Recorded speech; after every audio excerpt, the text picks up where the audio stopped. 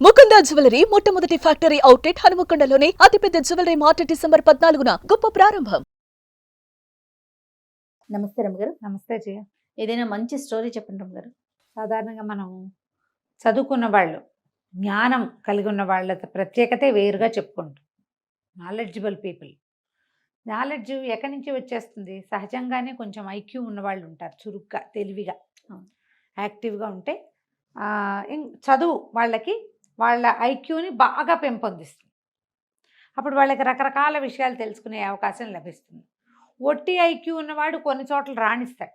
అవును. కానీ వాడికి చదువుతోటి ఆ ఐక్యూని పదును పెడితే వాళ్ళు ఇంకా అద్భుతంగా రాణిస్తారు. దాన్ని ప్రూవ్ చేసే ఒక కథ. పిల్లలకి నువ్వు తెలివిగల పిల్లలు, నువ్వు తెలివైన వాడివి, చదువుకుంటే ఇంకా రాణింపుకొస్తావని చెప్పాలి. చదువుకుంటే నీకు చాలా రకాల విజ్ఞానాలు వస్తాయి. నువ్వు ఒక తెలివి ఒకటే కాదు, చురుగ్గా ఉంటారు చూడు కొంతమంది పిల్లలు. అసలు ఇవాళ రేపు ఈ జనరేషన్లో చురుకుదనం లేని పిల్లలు లేరమ్మా. అవునండి. అతి చురుకు. అవును. ఏం చేసుకోవాలో తెలియదు ఆ మొత్తాన్ని. అలాంటి వాళ్ళే ఉంటున్నారు. అవును. పిల్లలు చదవకుండా ఉంటే చదువు ఎలాంటి ఫలితాన్ని ఇస్తుందో ఈ కథ చెప్పచ్చు. బాగుంది, మంచి కథ.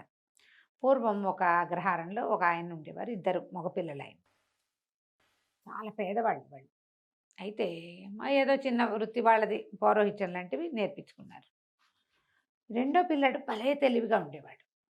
ఆయనకి ఏమనిపించింది, పెద్దవాడు ఎట్లాగో మన ఇంటి పనులు, ఇంటి వ్యవహారము, మన క్లయింట్స్ ఎవరున్నారో వాళ్ళని మన ఊరు వరకు చూసుకుంటాడు. చిన్న ఊర్లో ఎంత డబ్బు వస్తుంది, ఎంత పేరు వస్తుంది, మనం ఉన్న ఊళ్ళో ఏదో భుక్తి గడుస్తుంది, అంతే. మర్యాదకు లోటు లేకుండా ఉంటుంది. కానీ పిల్లాడు చాలా తెలివిగా ఉన్నాడు. వీడిని పెద్ద చెరువులో ప్రవేశపెట్టాలి, పెద్ద చోట. అందుకు ఈ పిల్లవాడికి ఏదైనా చదువు చెప్పించాలని అనుకున్నాడు. కొద్దిగా కొంచెం వయసు వచ్చాక ఏం చెప్పాడంటే, నాయన నిన్ను తీసుకెళ్ళి ఎక్కడైనా పెట్టే ఓపిక లేదు నాకు. నోట్లో 4 ముక్కలు వచ్చు, దారిన పోతూ నలుగురికి 4 మంచి మాటలు చెప్తూ గురువుని వెతుక్కో, చదువుకో నువ్వు అని చెప్పాడు. ఆ కాలం ఏంటంటే ఈ పిల్లల్ని రోడ్డు మీద పంపిస్తే ఎటాగండి అని అనే కాలం కాదు. అదేలే. బ్రాహ్మణులకి భోజనం పెట్టేవాళ్ళు, అవకాశాలు లభించేవి. కొంచెం బ్రాహ్మణ గుర్రాలు వెళ్తే అయ్యగారు వంట చేసుకోండి అని సామాన్లు ఇచ్చేసేవాళ్ళు. వంట చేసి తిని 2 పూట్ల ఆ ఊళ్ళో ఆగి మళ్ళీ వెళ్ళిపోవచ్చు. అప్పుడు అసలు ఫెసిలిటీస్ కావాలన్న గోలే లేదు జయ. అవునండి. పంచలో ఒక చిన్న పంచ వరండా ఉంటే వరండాలో కాస్త పొయ్యి పెట్టుకుని, ఒక గిన్నె మట్టి కుండ ఉంటే కుండతో అన్నం వండేసుకుని, కాస్త ఒక కూర చేసుకుని, కూర అన్నం వాళ్ళు మజ్జిగ ఇస్తే మజ్జిగ పోసు తింటే ఆ రోజుకి వెళ్ళిపోయింది. రాత్రికి పాలు పళ్ళు కూడా చాలు, అంత అన్నం తినేసేవారు. పంచలో ఒక చాప పడుచుకుని పడుకుంటాము. మనకు మళ్ళీ దుప్పట్లు కావాలి, రగులు కావాలి, గోల కావాలి, ఏమీ లేవు. ఏసీలు, ఫ్యాన్లు అసలు లేవు. పిల్లోలు కూడా క్యారీ చేస్తారు తెలుసా రమ్మగారు, అదే పిల్లో మీద నిద్ర పట్టిద్దని. నా పిల్లోనే కావాలి, నా బొంతే కావాలి, మా రగ్గే కావాలి, బోల్డన్ ఉన్నాయి ఇప్పుడు. అప్పుడు జీవితాలు అట్లా ఉండేవి కాదు. ఒక విద్యార్థి 15-16 సంవత్సరాల వాడు రోడ్డు మీదకి పోయాడు ఇట్లా కట్టు బట్టలతోటి చదువుకోవటానికి. చదువుని వెతుక్కుంటూ వెళ్ళాడు. వెళ్ళగా ఒక అగ్రహారానికి చేరాడు. కాకపోతే ముందు రోజు ఎక్కడ ఆహారం లభించల. అటగే ఎక్కడో మంచినీళ్ళు చెరువులో నీళ్ళు తాగి నడుచుకుంటూ వచ్చాడు. ఈ అగ్రహారంలోకి వచ్చేసరికల్లా ఆ పూట మంచి ఎండగా ఉంది. పిల్లాడు ఎంత 16-17 ఏళ్ల వాడు. కొంచెం త్రాణ వచ్చేసింది వాడికి. దాహం వేసి సొమ్మసిల్లి పడిపోయేసరికల్లా ఏ ఇంటి వాకిట్లో అతను పడిపోయాడో ఆ ఇంట్లో ఉన్న ఆయన గురువుగారు లోపల నుంచి బయటకు వచ్చారు. ఎవరో ఒక గురువు, ఆ ఇల్లు ఆయనది. ఆయన బయటకు వచ్చి, అయ్యో ఎవరో పిల్లాడు పడిపోయాడు, మన వాళ్ళ పిల్లాడు అలానే ఉన్నాడని లేవదీసి, వీడి చెవులకు చిన్న కుట్లు ఉన్నాయి, మళ్ళీ యజ్ఞోపవీతం ఉంది, పంచధవతి బట్టలు చూస్తే కూడా తెలిసేది కదా ఆ కాలం. తీసుకొచ్చి లోపల కూర్చోబెట్టి కాసిన మంచినీళ్ళు ఇచ్చి మజ్జిగిచ్చి అన్నం పెట్టారు. పెట్టి ఏ ఊరబ్బా, ఏం గోత్రం ఏమిటి, మీరు ఏ ఊరు అని కనుక్కున్నారు. అన్ని వివరాలు చెప్పాక గురువు కోసం వెతుకుంటూ బయలుదేరానండి. 3-4 అగ్రహారాలు చూశాను, అందరూ మీ పేరే చెప్పారు, మిమ్మల్నే వెతుకుంటూ వచ్చాను. ఇక్కడికి వచ్చేసరికల్లా మీ ఇల్లు గుర్తు తెలియలా, ఈ లోపల నాకు నిద్రాన్ని వచ్చేసింది అన్నాడు. అంటే ఆయన సంతోషించి, అబ్బాయి ఇక్కడే ఉండు, నేను చదివిస్తా నిన్ను అని చెప్పి అట్టె పెట్టుకున్నారు. ఆ కాలం అలాంటిది. ఆ పిల్లాడు గురువుగారు శుశ్రూష చేస్తూ, గురువమ్మగారికి ఏవో ఆ పనులు ఈ పనులు చేసి పెడుతూ, వాళ్ళ ఇంట్లోనే అన్నం తింటూ 4-5 సంవత్సరాల పాటు చక్కగా చదువుకున్నాడు శాస్త్రజ్ఞానం అంతా. ఆయన ఏమన్నాడు, నువ్వు అన్ని విద్యలు నేర్చుకోవాలి, ఒక కోయరాజు దగ్గరికి పంపిస్తా, వాడు నీకు కొత్త విద్యలు నేర్పిస్తాడు అంటే సరేనన్నాడు. కోవిరాజు దగ్గర అక్కడ తిండు ఇతను. పళ్ళు తేనె తీసుకుంటాడు వాళ్ళ దగ్గర నుంచి, అన్నం వండుకుని తినాలి. ఓకే. ఎలాగో గురువుగారింట్లో అలవాటే, వాళ్ళ ఇంట్లో కూడా వాడికి అలవాటే పాపం అబ్బాయికి. ఏం పేరు, జయదేవుడు అబ్బాయి పేరు. అక్కడి నుంచి ఆ కోయరాజు దగ్గరికి వెళ్తే కోయరాజు బాణాలు వేయటం, కత్తులు తిప్పటంతో పాటుగా దొంగతనం చేయటం, చోర విద్య, దాంట్లో మెలకువలు కూడా నేర్పించాడు. అతని దగ్గర ఉన్న విద్యలు నేర్పమన్నారు. నేర్చుకున్నాడు. నేర్చుకున్నాక సరే స్వగ్రామానికి బయలుదేరాడు.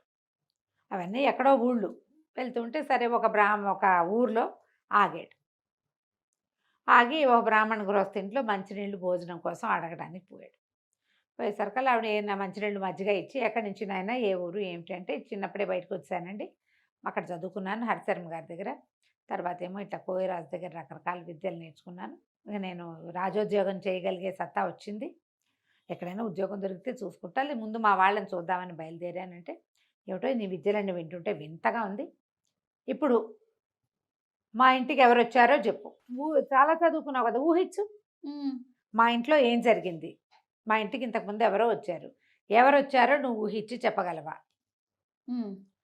మా వాకిట్లో ఏం జరిగిందో ఆలోచించి ఐక్యూ తోటి, మనం సినిమాలో చూసాం, వాడు ఊహించి చెప్పేస్తాడు అవును. బ్యాంక్ రాబరీ జరుగుతోందని.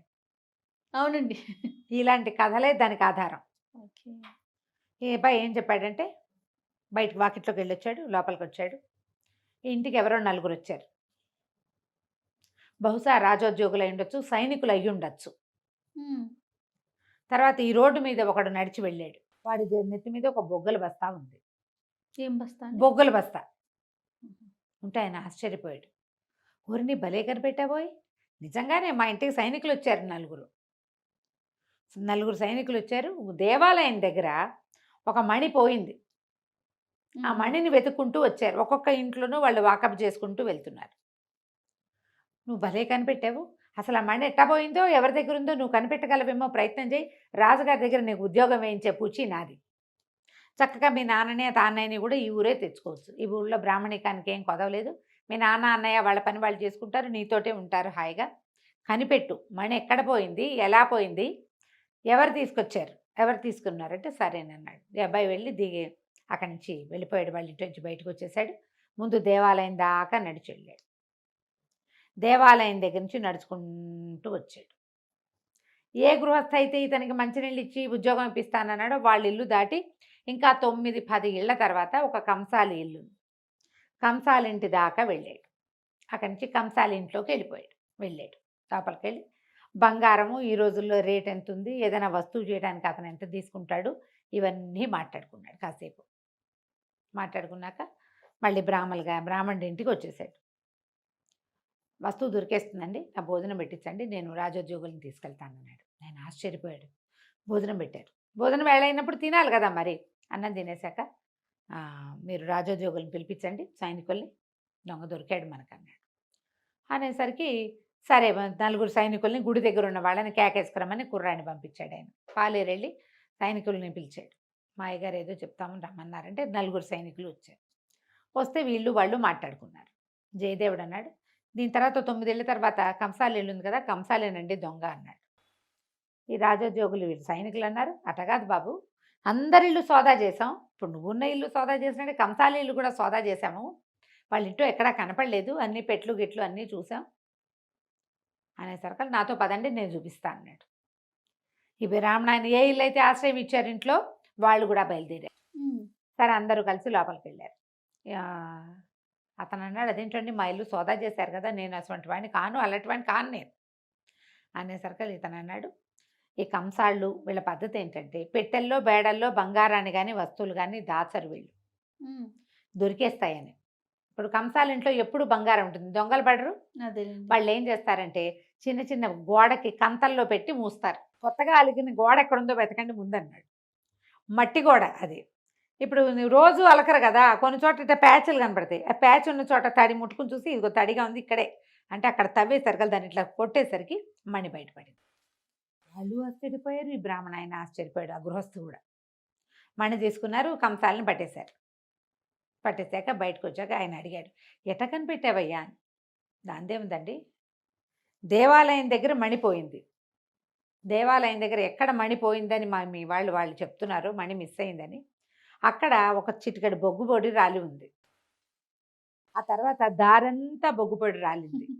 ప్రతి చోట వాడు బ్యాగులోంచి రాలుతూ ఉందంటే ఆ దారిని వెళ్తున్నాడు.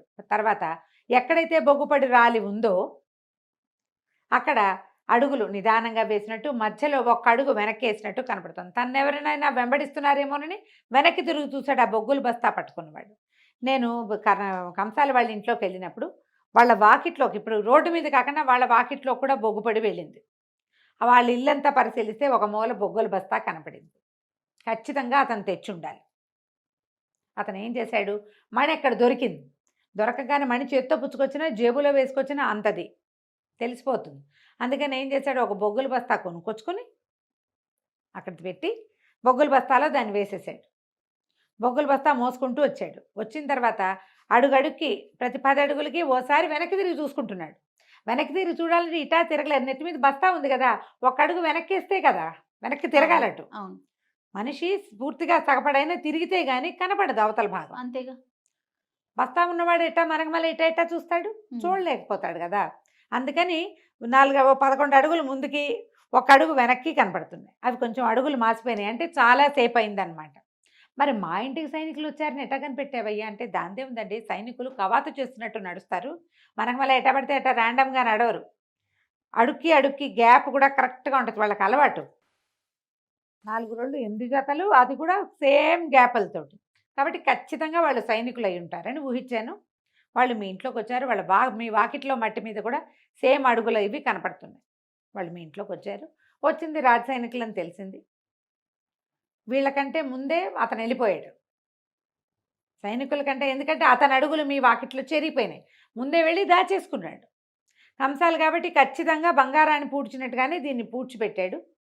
ఆ బస్తా ఎక్కడికి వెళ్ళిందో అక్కడే మణి ఉంటుందని నేను ఊహించాను. వాళ్ళ ఇంట్లోకి వెళ్ళినప్పుడు అంతా పరిశీలించి తెలుసుకున్నాను అన్నాడు. ఆయన చాలా ఆశ్చర్యపడి, ఎంత బ్రెయిను, వీడికి ఎంత విజ్ఞానం ఉండాలి, అంతే కదా. ఒట్టి ఐక్యూ ఉంటే సరిపోతుందా? తెలివి ఒకటే కాదు, జ్ఞానం కూడా కావాలి. ఆ జ్ఞానం వీడికి చదువు వల్ల పెరిగింది. ఆయన రాజుగారి దగ్గరికి తను తీసుకెళ్ళాడు జయదేవుని. మాకు తెలిసిన వాళ్ళ అబ్బాయి, వీడు చాలా తెలివైన వాడు, హరిశర్మ గారి దగ్గర చదువుకున్నాడు, తనకి రాని విద్య లేదు, మీ దగ్గర మంత్రిగా ఉంచుకోండి అని చెప్పి రాజుగారికి సిఫారసు చేసి జయదేవుణ్ణి మంత్రిని చేశారు. తర్వాత వాళ్ళ అన్నయ్యని వాళ్ళని తెచ్చుకున్నాడు. నిజంగానే ఆ మణి చక్కగా ఎలా పోయిందో అలాగే 3-4 గంటల వ్యవధిలో చక్కగా దొరికేసింది. కథ కంచికి మనం ఇంటికి. చాలా బాగుంది రమ్మగారు. నమస్తే. నమస్తే.